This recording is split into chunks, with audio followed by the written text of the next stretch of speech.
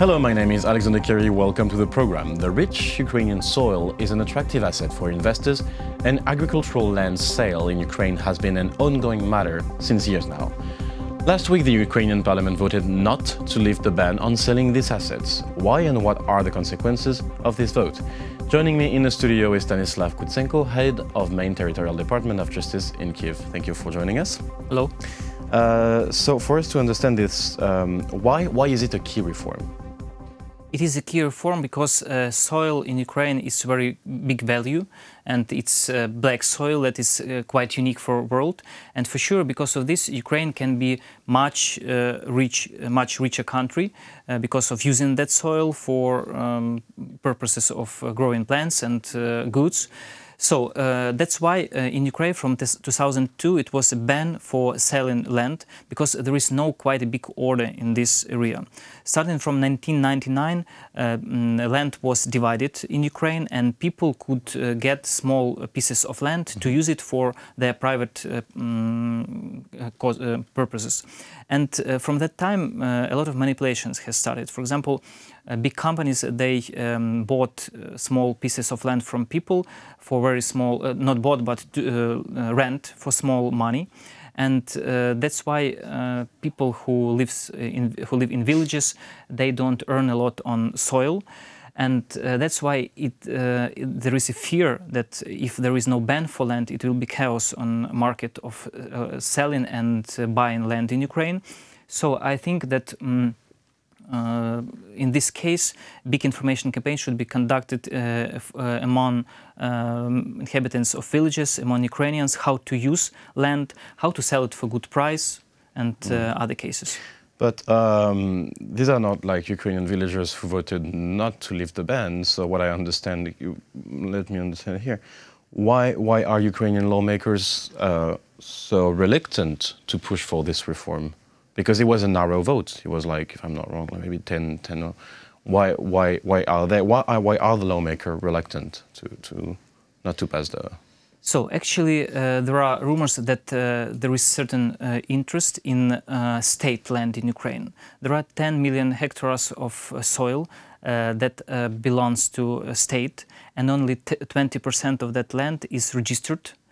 So other land, other soil grounds, they are not in register of state, and that's why there is no vision what to do with that land.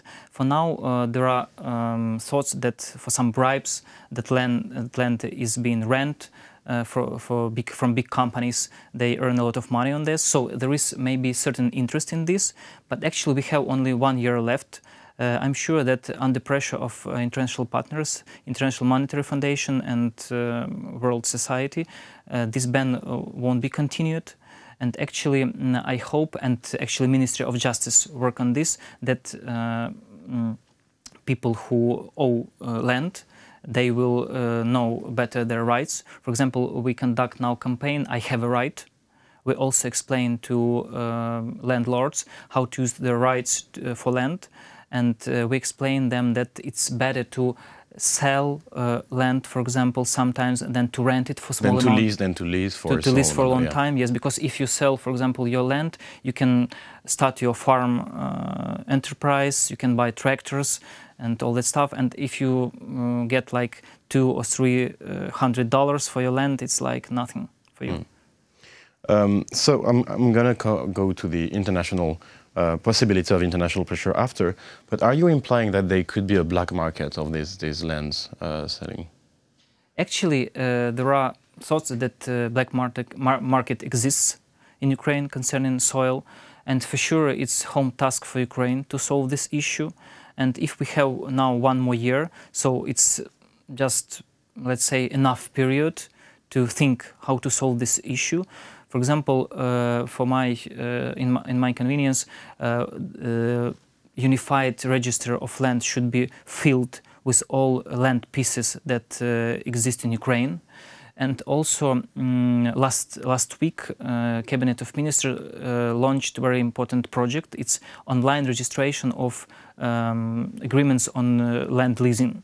Now, the ones who are owners of land and the ones who lease that land, they can register their right in order for several people not to have the same right to one piece of land. And not create fake yes, lease. And to have rather schemes to take harvest and to manipulate with that. You said you had one year left for this reform, because recently, about late April, the IMF said, quote, after the moratorium expire on the sale of agricultural land in late 2017, it will be possible to sell public and private land. And IMF is pushing for this reform. Well, obviously it won't happen because this vote did not happen. It obviously won't happen quick, but the IMF recently cut some loans to Ukraine. So what kind of message, that kind of vote, does it send to, What is it worth losing that kind of loans? So actually, this is a message. This is a message that order should be done in this sphere, and for sure, I think that international partners, they wait for open market of selling and buying land. And Ukraine went different way. We created market of leasing land. It's not the same for sure.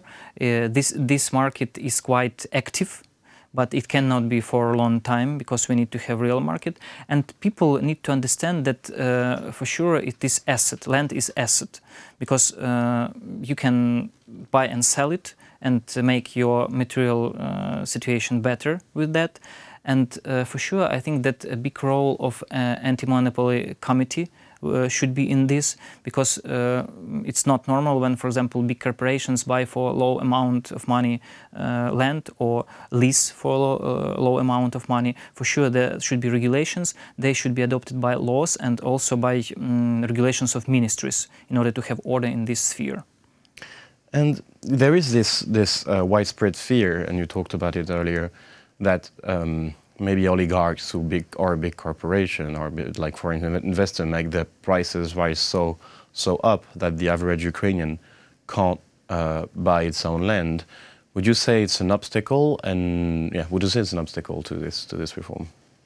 This fear? For sure, big interests of big companies, it's always obstacle, because if you compare a regular person with a big company, it's not non-comparable situations. So in this case, for sure, state should regulate at first steps this market. I believe that it's not possible to make it free at one moment, because, for example, some lower amount of prices should be established, also a highest level of prices, in order not to buy it for nothing and sell it for enormous amount of money. So, for sure, controlling bodies should work actively in this case, because we would have in other case situation when people sell their land for a couple $100s, for example, and big companies buy huge amounts of land pieces and become quite rich. And have a whole yes. piece of it. Also, and that's going to be my last question, the Ukrainian mentality seems to be closely attached in a symbolic way to their lands. Is it also an obstacle, and how to overcome this obstacle? I have a very easy solution to this case. For example, if one has piece of land, he can divide it to two. Leave half to himself and sell second part. In this case, he would have money, he would have land, and he can start his own farm business, for example, on his native land. It can work. So there's always a solution. Yes. Okay. Well, thank you very much for this interview. It was a pleasure to have you in the studio. Thank you. That was Stanislav Kutsenko, Head of Main Territorial Department of Justice in Kyiv. Thank you for watching the program. Stay tuned for the rest.